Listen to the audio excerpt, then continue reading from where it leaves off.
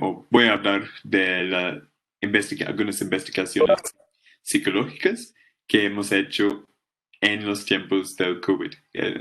Es obviamente una época que nos da muchos retos, muchos desafíos para realizar investigaciones, pero igual hay muchos profes en el departamento que están realizando investigaciones en varios temas.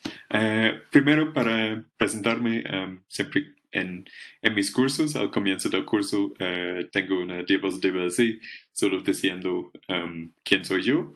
Soy de Irlanda del Norte, originalmente, que es de ese, en el mapa pueden ver que es el pequeño país, siempre se ve tan chiquito en ese mapa, en la esquina de Europa, básicamente, que es como compartido entre el Reino Unido y la República de Irlanda. Estudié en Oxford, en Manchester, y hice mi doctorado en Belfast, en mi ciudad natal. Y dicté cursos en las universidades de Oxford y Bath Spa, um, llevando a cabo estudios interdisciplinarios, principalmente entre la psicología y la antropología, y sobre todo sobre el comportamiento de niños en contextos educativos normalmente. Mi doctorado fue sobre las denuncias de los niños sobre el mal comportamiento de sus compañeros en un entorno preescolar. Y terminé interesado en la ciberpsicología por mi postdoc, mi estancia postdoctoral en Bath, donde ayudé a crear un juego educativo para mejorar las habilidades de manejar conflictos de los niños. Y me trasladé a Colombia en 2015. Como pueden ver, ya tengo una hija colombiana, así que probablemente voy a vamos a quedar en Colombia unos años más y seguir dictando cursos y haciendo investigaciones en los Andes. Entonces, mirando en el departamento muy rápidamente, voy a enfocar más en esta presentación sobre la... sobre un ejemplo de una investigación que realicé durante la pandemia, pero para hablar brevemente de los tipos de investigación psicológica que hemos realizado. Y obviamente hay muchas personas mirando los efectos psicosociales de la cuarentena y cómo mitigarlos, cómo ayudar a las personas en tiempos de pandemia. Diana Agudelo, Juan Pablo Aranguren, Sonia Carrillo, Leonidas Castro, Carlos Cantiva, Ivonne Gómez, Amanda Muñoz y Una Naismith. Karen Ripple, probablemente he olvidado algunos también, pero todos esos son profes de nuestro departamento que están realizando ese tipo de investigación y les recomiendo que miren, no sé si puedo dejar una copia de esta presentación en algún lugar después de la charla porque sería muy útil tener los enlaces, los links. Entonces, en ese link pueden ver algunas noticias sobre investigaciones que hemos realizado en el departamento. Y igual hay otro tema de investigaciones que es muy relevante también, que tiene que ver con la ciberpsicología. Eso es un área de investigación mía, que básicamente miro las interacciones en línea entre personas, particularmente en mi caso en los jóvenes, adolescentes y niños grandes. Pero es un tema muy importante. ¿Cuáles son los efectos? Hoy en día, como en este WebEx, estamos viviendo virtualmente. Antes hubiera hecho este tipo de charla probablemente presencial, pero hoy en día todo es virtual. ¿Y cuáles son los efectos en la psicología humana de vivir nuestras vidas en entornos tan virtuales? Entonces hay personas como Enrique Chaux, Karen Fink, Carlos Cantiva y yo investigando este tipo de tema también. Y finalmente hay otro tipo de investigación psicológica que es relevante, es en términos de controlar el virus o combatir el virus, cómo pueden la psicología y las ciencias conductuales en general cómo pueden ayudar en esa lucha. Básicamente. Y Enrique Chaux está mirando en intervenciones, educativos. Carlos Cantiva y William Jiménez han investigado el fenómeno de fake news, las noticias falsas y cómo sobre el virus en particular y cómo uno puede evitar esas fuentes de mala información. Y yo voy a hablar de básicamente una investigación que realizamos con algunos colegas sobre actitudes hacia las máscaras y los tapabocas y cómo esa investigación puede ayudar en la lucha contra la pandemia. Y les recomiendo también que ven, no sé si puedo, voy a intentar compartir toda mi pantalla para ver estos links. Ok, entonces share content. Ya. Ok, eso es noticias sobre las investigaciones que hemos realizado en tiempos de COVID, que es probablemente la parte más útil de esta charla. Y también quería compartir la página de Profis. Entonces aquí se puede ver cliqueando en el nombre o la imagen de cada profe, investigaciones que han realizado en temas relevantes. Y se puede ver básicamente las publicaciones recientes de cada profe y como pueden ver es bastante actualizado hasta 2020. Ok, entonces pueden ver allá publicaciones que son relevantes de la pandemia. Ok, volviendo entonces a la presentación. Voy a volver a eso, básicamente. Share. Voy a compartir la ventana porque usa menos recursos. Y básicamente eso es lo que... Ese último punto, cómo pueden las ciencias conductuales ayudar a la lucha contra el virus, es más el tema de esta presentación. Porque básicamente yo soy más científico conductual, estudio la psicología normal, digamos, de la psicología social de los grupos, de individuales, la psicología de desarrollo, también desarrollo normal de personas, digamos, normales. Entonces, no me he involucrado tanto en la primera parte de la investigación, pero solo quería decir que obviamente hay muchas personas trabajando en eso y con esos links uno puede aprender más sobre esos temas. Ok, entonces los contenidos de la presentación. Primeramente voy a hablar en general cómo pueden ayudar las ciencias conductuales, incluyendo la psicología social, cómo pueden ayudar la lucha contra la pandemia. Segundo, un ejemplo de un estudio que ya realizamos con algunos colegas durante la cuarentena. Y terceramente, los planes que tenemos para un estudio de replicación, básicamente, de ese estudio en el segundo punto.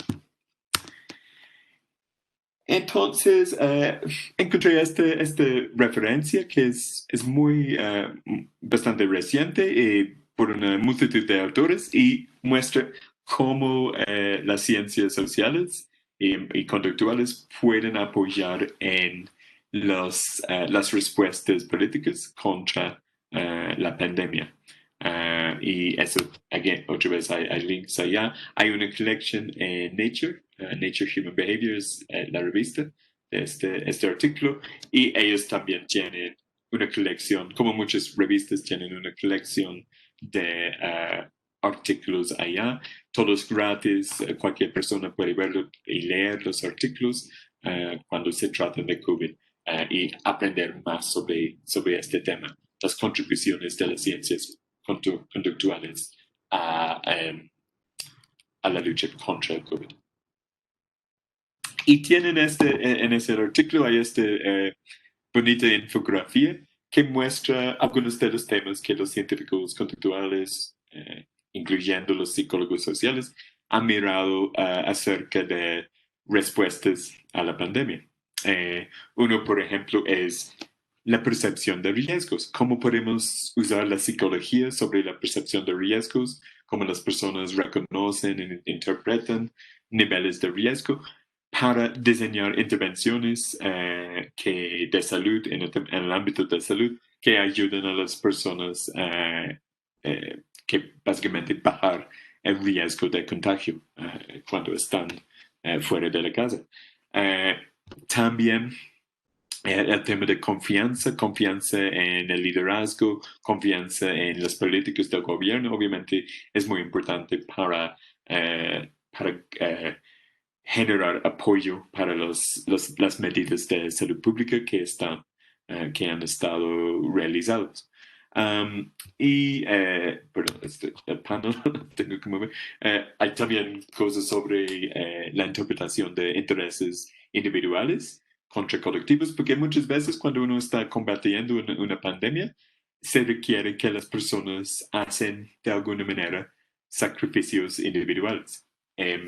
O sea, para una persona, si no hay tanto nivel de COVID en la población como en los primeros meses de la pandemia, por ejemplo, una persona, y también después cuando las cifras como ahora en Colombia empiezan a bajar, no hay tanto riesgo para individuos. Entonces hay mucha tentación para los individuos que ignoran las medidas que van a restaurantes, a conocer a otras personas y mezclar con otra gente sin, sin cuidar el contagio, sin cuidar el riesgo de contagio. Entonces, hay como un conflicto entre los intereses colectivos que todo el mundo debe seguir estas reglas y las ventajas para el individuo, dado que el riesgo individual no siempre es tan alto de ignorar esas reglas.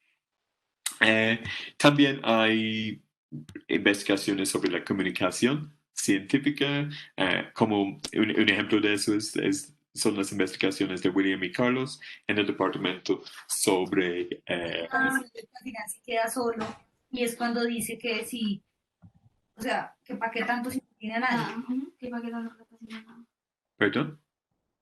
No sé si querías tener el micrófono prendido o hay una pregunta. No, profe, creo que se activó. Ok. Suena un poco como una pregunta, entonces se me asustó. Ok, entonces hay el estudio de William y sobre la comunicación de noticias falsas sobre el virus.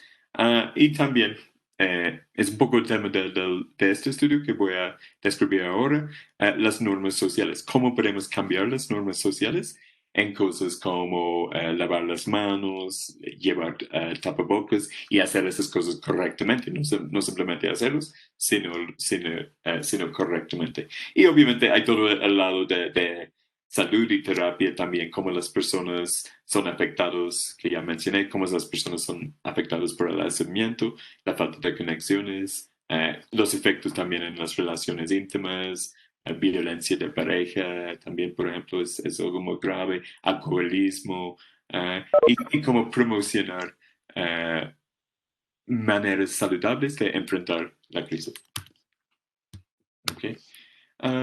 Y creo que no voy a pasar demasiado tiempo en estas recomendaciones, pero solo como un ejemplo de los tipos de recomendaciones que es ciencia conductual a general. Sí, básicamente hay muchos. Entonces en el artículo hay más explicación sobre eso, hay un link del artículo allá, pero quiero, ya que empezamos un poco tarde, creo que es mejor como avanzar a nuestro estudio. Pero el último punto allá es muy conectado con nuestro estudio porque se trata de distanciamiento social. Y eso es algo que queríamos investigar con mis colegas y cómo las personas en conexión particularmente con las máscaras. O sea, si las máscaras generan un sentido de distancia social o si es posible que llevando máscaras que las personas no son tan ansiosas sobre contacto con otras personas. Allá están diciendo, yo siempre creo que fue una buena idea reemplazar el término distanciamiento social con distanciamiento físico, pero eso, interesantemente, eso no se ha realizado, no se ha llevado a cabo, que ese reemplazo del término, el término distanciamiento social parece haber apegado a la mente de las personas. Entonces, este es el estudio que realizamos con mis colegas. Hay en otras universidades, vamos en la replicación con William, que también es profe, William Jiménez, también es profe de los Andes, pero estos dos, Antonio y Eric, en el primer estudio son de la Universidad Católica Luis Amigo en Medellín y la Universidad de las Islas Baleares en España. Y básicamente pueden ver allá también el link, si guardamos esta presentación, que básicamente lo publicamos en Personality and Individual Differences. La revista fue aceptado en junio. ¿Y qué fue la idea detrás del estudio? Pues en los primeros meses de la pandemia, eso es realmente en marzo, creo que más o menos a fin de marzo, comienzo de abril. En esa época no había aceptación universal de las máscaras, los tapabocas. Fueron cada vez más recomendados. Inicialmente había dudas sobre su eficacia, muchas personas dijeron que no, que podría generar un sentido falso de seguridad, o incluso las personas tocando las máscaras podrían contaminarse más y crear más riesgo. Pero gradualmente, poco a poco, los gobiernos empezaron a recomendarlas más. Sin embargo, no fueron universalmente aceptadas. Entonces, nos surgió la pregunta de investigación. ¿Podría ser que llevar un tapabocas básicamente afecta la percepción de las personas? Y psicológicamente estamos conscientes de eso, entonces algunas personas no les gusta llevar tapabocas porque son preocupados por cómo los demás los perciben, básicamente, cómo es su percepción en los ojos de otras personas si están llevando tapabocas. Entonces,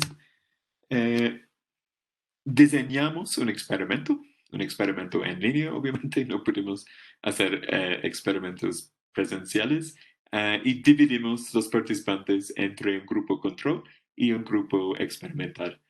Y básicamente teníamos desde el Chicago Face Database, que es una base de datos muy usados muy usada en el estudio de la percepción de caras, de rostros.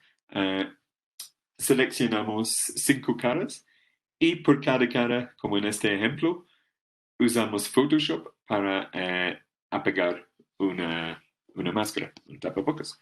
Y entonces teníamos entre los participantes, algunos solo vieron caras sin máscaras, otros solo vieron caras con máscaras. Y para cada rostro, les pedimos a los participantes que evaluaran 3 cosas. La distancia social deseada, o sea, ¿te gustaría tener a esta persona como viviendo en tu conjunto, trabajando en tu oficina, como un amigo, como un familiar, como un vecino del próximo conjunto? Varios niveles de proximidad social, distancia social, y los participantes tenían que seleccionar el nivel de distancia que más desearon. Y segundo, la confiabilidad, qué tan confiable parece esta persona. Y tercero, el nivel de enfermedad, qué tan enferma parece esta persona.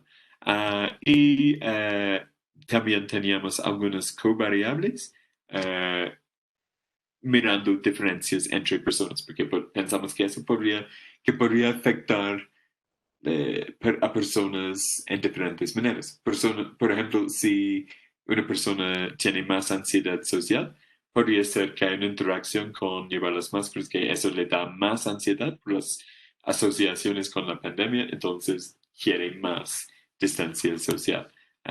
Con variables demográficas como edad y género también, obviamente. Y que se me olvidó incluir dos más covariables, que son niveles de confianza general, o sea, cuánto la persona confía en la gente en general, y también sensibilidad al asco, porque pensamos que eso, el asco de patógenos, en particular, por ejemplo, qué tan asqueroso la persona encuentra imágenes de enfermedades, de cirugías, de insectos, gusanos, ratas, etcétera, parásitos en general, porque esa sensibilidad pensamos que podría interactuar con la evaluación de enfermedad de las caras. Ok, entonces voy a mostrar los métodos ahora, otra vez con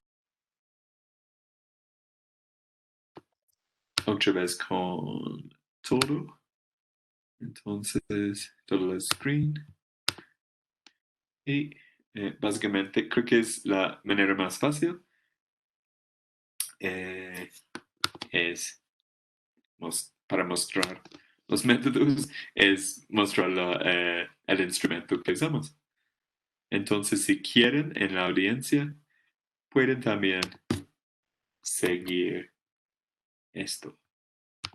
Porque, pues, si puedo ver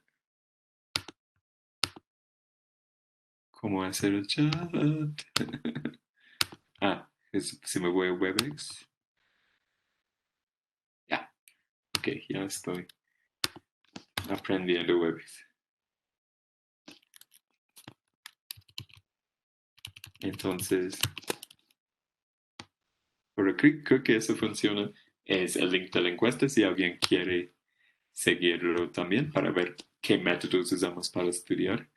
No vamos a usar los datos de cualquier persona que lo hace. Ahora los datos son delimitados por tiempo, pero pueden ver allá hay la información ética, información de contacto, etcétera, etcétera. Y básicamente datos demográficos. Incluimos un otro, eso fue no recomendable solo básicamente solo tener dos sexos, entonces lo vamos a corregir en el intento de replicación. Edad. Entonces es como para los estudiantes, es un buen ejemplo de cómo haríamos una encuesta virtual usando Qualtrics o usando SciToolkit, que es un software que se usa para el diseño de experimentos en línea en la psicología. País de residencia. En este experimento fue principalmente con participantes colombianos, con algunos españoles y de unos otros países también, pero principalmente colombianos y españoles. Y este es la encuesta de sensibilidad al asco. Entonces uno puede ver el tipo de preguntas que teníamos acá, pararse cerca de una persona que tiene olor corporal, darle la mano. No sé de ustedes, pero sí, es como cuando uno se siente ahora sudor, da mucho más asco que en el pasado porque uno tiene esas asociaciones. Caca de perro, etcétera, etcétera. Entonces, varias cosas que significan asco por patógenos. Aquí hay una pregunta sobre el nivel de confianza general en las personas. Y otras preguntas también sobre que midan nivel de confianza. Vamos a descartar los resultados, así que solo estoy haciéndolo más fácil que en los datos no se usa porque obviamente son falsos. ¿Qué tan ansioso o temeroso se siente en estas situaciones? Esta es la encuesta de la ansiedad social. Muchas preguntas allá que tengo que clicar todo para avanzar, pero básicamente puede ver como hablar con alguien con autoridad, trabajar mientras alguien te observa. El punto de eso es medir el nivel de ansiedad social en las participantes. Ok, y desafortunadamente hay otro que es como no qué tan ansioso, sino cuánto evitarías estas situaciones. En el intento de replicación vamos a solo tener eso de evitar. Pueden ver que son las mismas preguntas, solo que en la primera hay de sentimiento de ansiedad y el segundo es más sobre acción. Si evitarías generalmente estas situaciones y había un alto nivel de congruencia entre las respuestas por las dos partes de la encuesta, entonces descartamos la primera y solo vamos a usar la segunda. Ok, aquí va la parte más interesante, porque este es el experimento cuando veamos las caras. Ok, entonces la pregunta es, siguiendo tu primera intuición, ¿qué tan confiable te parece esta persona? Y uno tiene que poner no confiable. Y en esto, esta es la pregunta de distancia social. Y la pregunta es, ¿cuál sería el nivel más cercano de interacción con esta persona con que uno sentiría cómodo? Me sentiría cómodo si esta persona fue un amigo cercano, romántico, mi compañero de apartamento, alguien que vive en mi edificio, un compañero de clase, alguien que estudia en mi universidad, que fueron principalmente estudiantes en los participantes, alguien que vive en mi barrio o alguien que vive en mi ciudad. Y finalmente uno tiene que decir, ¿crees que esta persona está enferma o está sana? Recuérdense que había dos grupos, entonces yo en este momento estoy en el grupo de control, porque las caras no tienen tapabocas, pero es completamente aleatorio, entonces la próxima vez que le doy clic podría ser el grupo de experimental con el tapabocas. Ok, y básicamente procede entre cinco caras y las mismas preguntas por todas las caras. Solo que mostrarte cómo diseñamos el experimento. Y en los resultados encontramos que había diferencias entre grupos de todas las tres variables. O sea,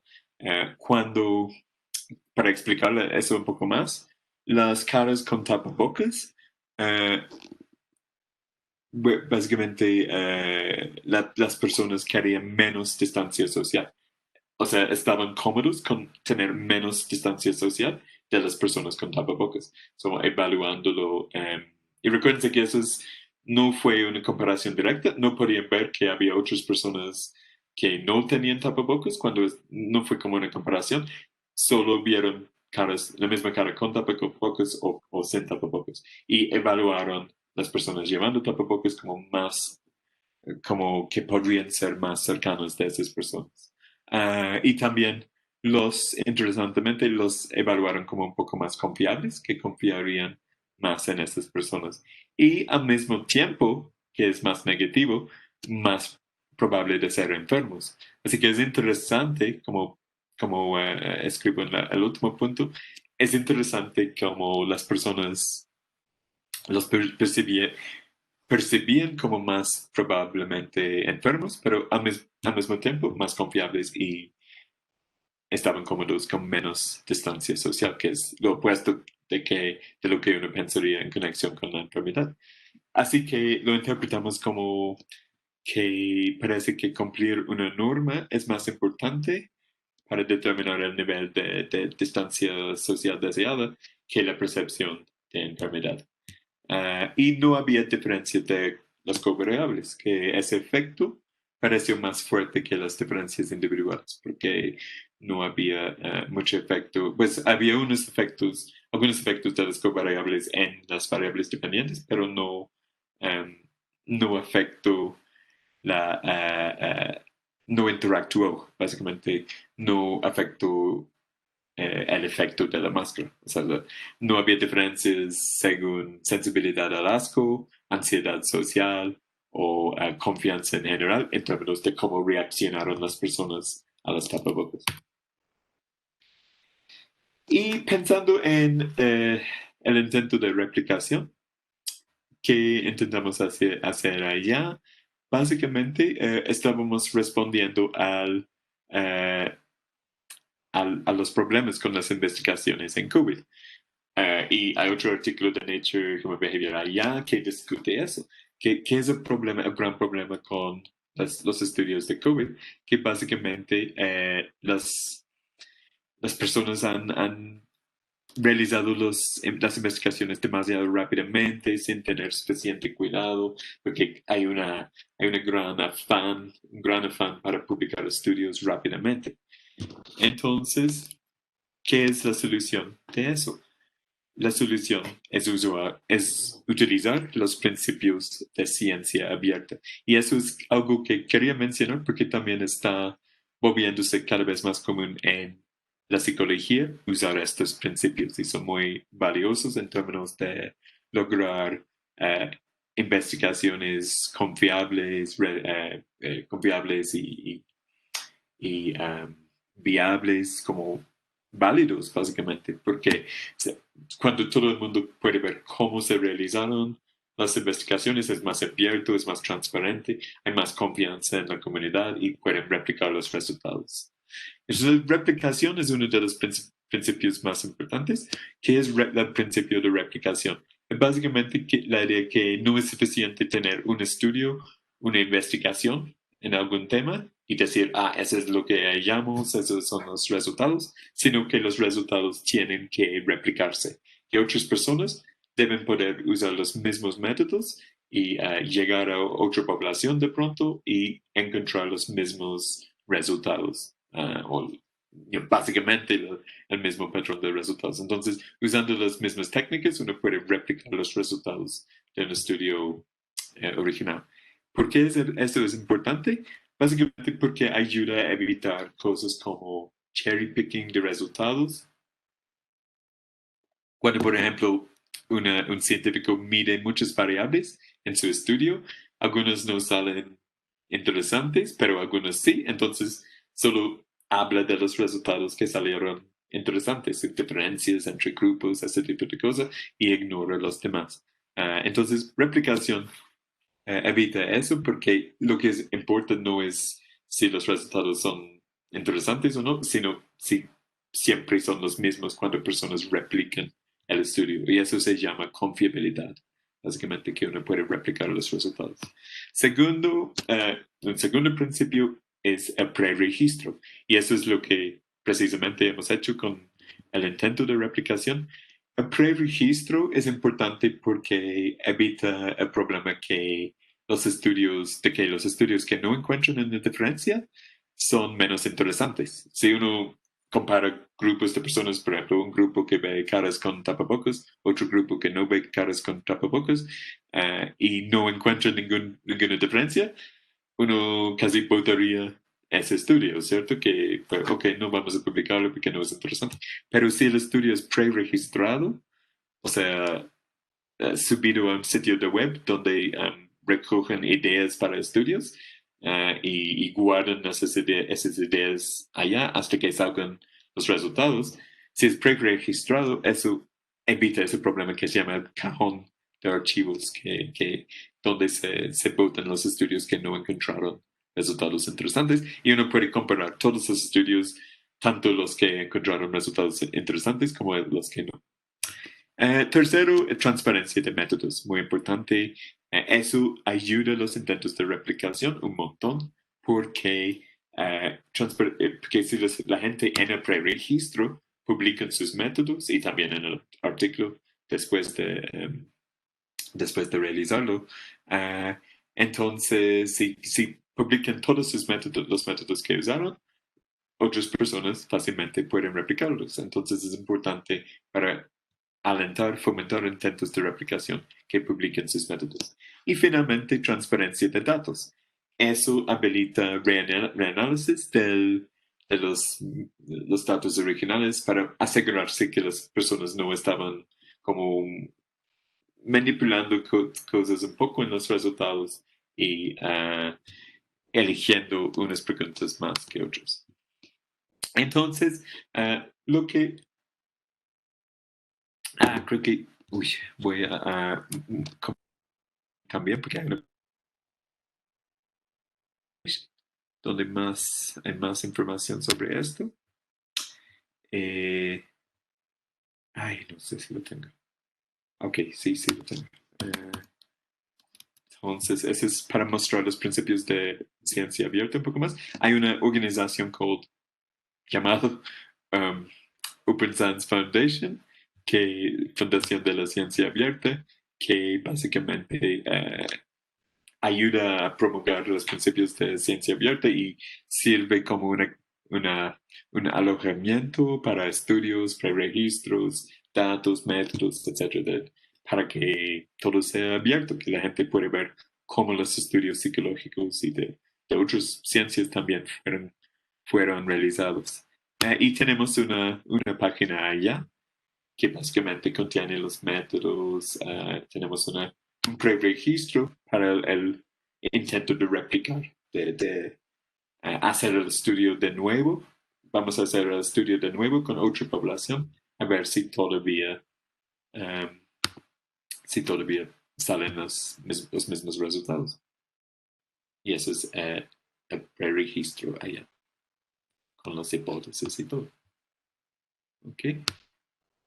Entonces, tenemos 3 hipótesis para la replicación. Primero, que el estudio replicaría con otra población, en este caso anglohablante, porque hicimos el primer estudio con una población hispanohablante, queremos ver si se puede replicar los resultados con una población anglohablante, particularmente porque hay más desacuerdo en las poblaciones anglohablantes, el Reino Unido, los Estados Unidos, por ejemplo, sobre llevar máscaras.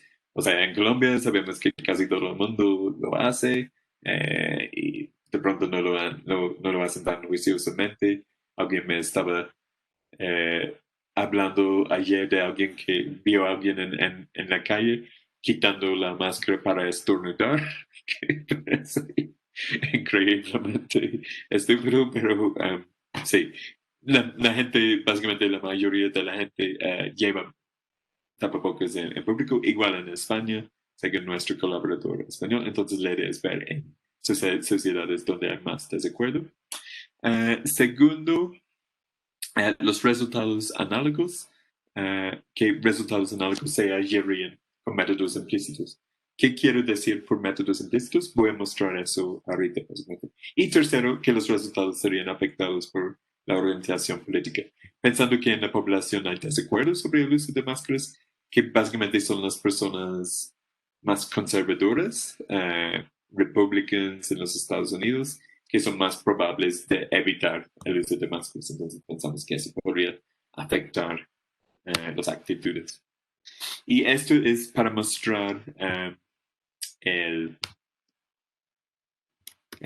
los métodos implícitos que estamos usando. Ya puse ese link también. Y debo poner la link a Open Science Foundation. Aquí. Espero que puedan ver todos esos links al final. Y básicamente este fue el método es el método implícito que vamos a usar. La idea entonces es, no sé si pueden ver, es un poco pequeño. Eso es mejor. Entonces, eso se llama el Online VAST. Y la idea es que uno usa otro tecla para acercar o alejar. Entonces, a veces dice aleja de las personas si están llevando máscaras. O a veces dice acerca a las personas si están llevando máscaras y aleja si no están llevando máscaras. ¿Ok? Entonces, dependiendo de la tarea, tienen que o acercar a las personas llevando máscaras y alejar a las personas no llevando máscaras o viceversa. O sea, acercar a las personas no llevando máscaras y alejar a las personas llevando máscaras. Y la idea es medir cuál es más rápido. Eso puede revelar si las personas solo están evaluando distancia social explícitamente, diciendo, sí, me gustaría que esta persona viviera en mi conjunto, o si es realmente conectado con sus acciones, con su tendencia para alejar o acercar a las personas. Entonces, pues las conclusiones, pues debería decir cuándo vamos a, ya registramos este estudio, es bajo revisión y esperamos recoger datos básicamente en octubre sobre la replicación y la idea es hacerlo también antes de la elección estadounidense para ver la influencia de las creencias políticas. Ok, entonces, en conclusión, y pueden ver, puse el link allá también para que puedan ver, pero no quería mostrar las dos encuestas, me pareció demasiado. En conclusión, que básicamente nos asombró un poco el efecto de las máscaras en términos de la distancia social deseada, ya que también estaban conectados tenían asociaciones con la enfermedad, que las personas evaluaron personas llevando máscaras como más enfermos, pero todavía deseaban menos distancia social de esas personas. Y pensando también en los resultados de confiabilidad que encontraron las personas con máscaras como más confiables, pensamos que es interesante porque muestra que estas nuevas normas sociales, y esto fue solo en abril que recogimos los datos, pueden establecerse rápidamente para que las personas se vean como más confiables si están siguiendo estas nuevas normas. Y hay una moralización que se lleva a cabo. Hay muchos conflictos sobre personas que no llevan máscaras o sí llevan máscaras y la gente tienen reacciones fuertes si una persona está siguiendo las normas o no. Y eso para mí subraya la flexibilidad de la psicología de normas en los seres humanos. O sea, los seres humanos, yo creo que hay aspectos de la mente que evolucionaron, que desarrollaron por mecanismos de evolución de otros animales. Pero la característica más importante de los seres humanos es que somos muy generalistas y somos muy flexibles en nuestra psicología.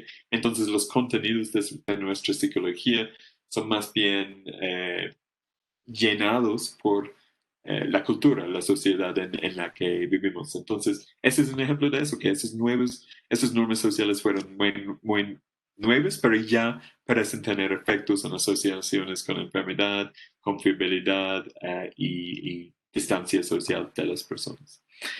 Una cosa que nos sorprendimos cuando estuvimos haciendo la revisión de la literatura, es que faltan muchas investigaciones en máscaras y también muchas investigaciones en las relaciones entre métodos implícitos y explícitos, como intentamos hacer con la combinación de encuestas y con ese método implícito de acercar o alejar de las personas que acabo de mostrar. Y en un nivel personal, no, pues a mí me gustó el estudio porque no sabía que uno podría realizar una investigación tan rápidamente. Ese es un efecto positivo de la emergencia, creo que todos tenemos un poco más urgencia en la vida, ¿no? Que estamos dándonos cuenta que nada es para siempre.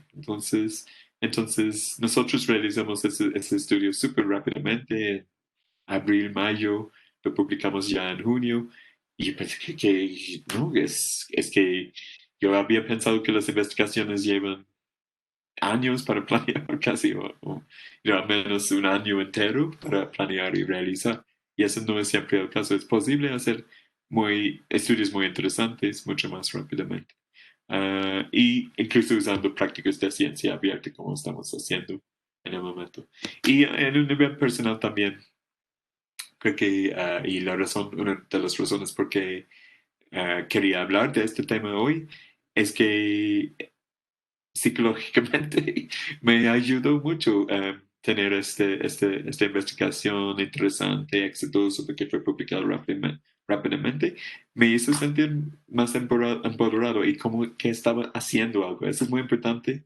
Creo que para todos debemos, eh, cuando estamos enfrentando una crisis de tanta magnitud, es importante sentirse que estás haciendo algo. Y de pronto eso puede ser conectado con los movimientos sociales que están llevándose a cabo en varios países, incluyendo Colombia en este momento, que en respuesta a la pandemia la gente quiere, quiere hacer algo, ¿no? Que quiere aprovechar la oportunidad para cambiar el mundo. Y eso puede ser muy positivo, creo.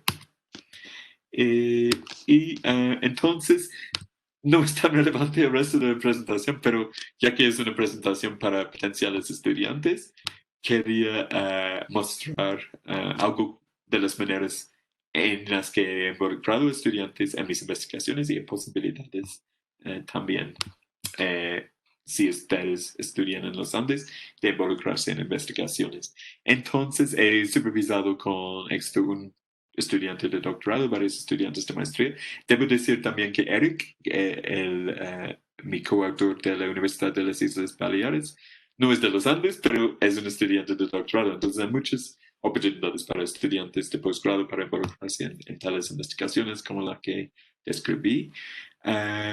Y he trabajado varias veces con asistentes de investigación de pregrado. Eso me parece un rasgo muy bueno de los Andes. No era el caso en la universidad donde trabajaba en las universidades donde trabajaba en el Reino Unido, pero acá hay muchas posibilidades que los estudiantes sean asistentes de investigación. Incluso a veces son pagados y el pago pues no es increíblemente alto, pero me parece bastante bien el nivel de pago por ser asistentes. Se llaman monitores de investigación, o también hay opción en varios momentos del curso hacerlo por créditos del curso. Es una manera de ganar experiencia real y no simplemente escuchar conferencias como esta todo el tiempo.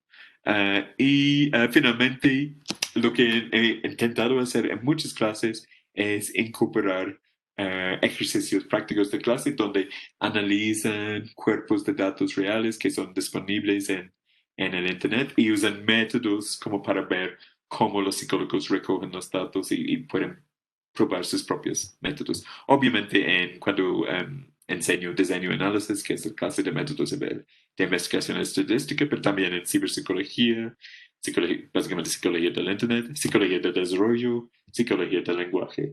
Y hasta logré una publicación de mi clase de ciberpsicología, de la clase de la psicología del Internet, que estos estudiantes básicamente, y con Antonio, con que he colaborado muchas veces como en el estudio de las máscaras, pero con estos 3 estudiantes, ellos hicieron un proyecto sobre diferencias de género en la presentación de la persona en su perfil de Tinder. Entonces, diferencias entre hombres y mujeres. Y básicamente logramos la publicación esa. Entonces, gracias.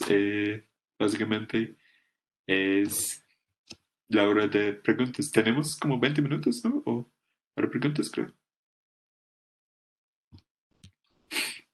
Sí, profe, no sé si alguien tenga alguna pregunta. Aquí hay muchas personas.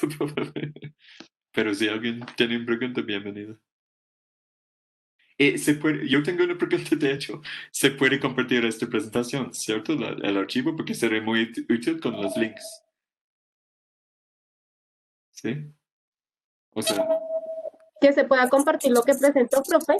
sí, como un archivo. Si podemos dejarlo en algún lugar con la conferencia, con la grabación de la conferencia, para que puedan usar los links, seguir los links.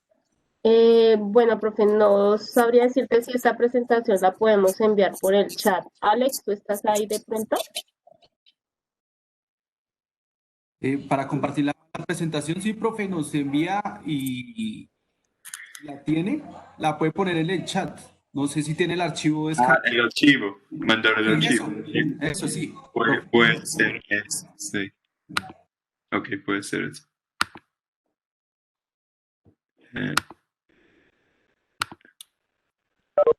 ¿Y cómo Stop sharing. Ok. Listo. Chat.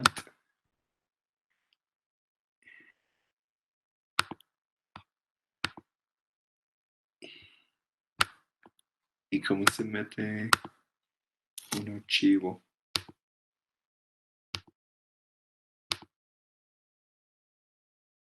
Pero no veo cómo adjuntar un archivo. A ver.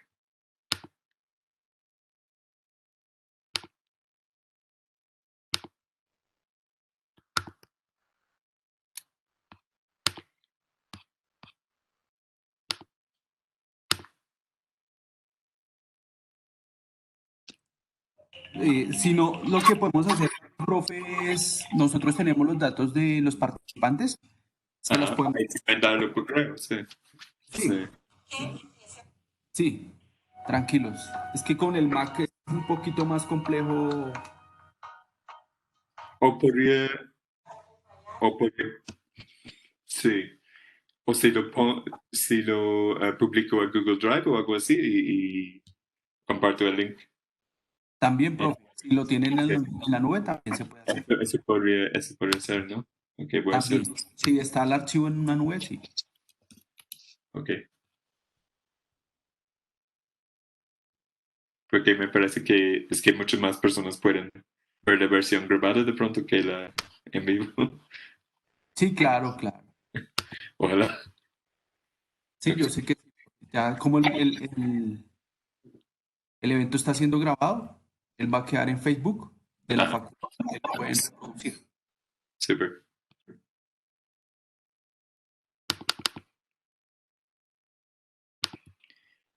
Ok. No sé si alguno de los participantes quiera, si haga alguna duda, alguna pregunta, pueden abrir su micrófono y hacerse, profesor Gordo, para que participe. Ok, tengo el link acá.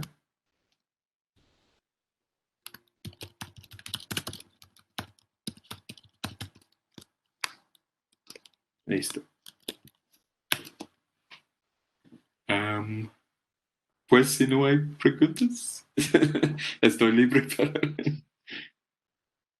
Sí, profe, pues por el momento ni por el chat, nadie ha levantado la mano tampoco, entonces pues no, Listo. yo creo que damos por concluido la charla. Ok, muchas Gracias a todos gracias. por participar. Sí, muchas gracias por la atención y sí, un placer.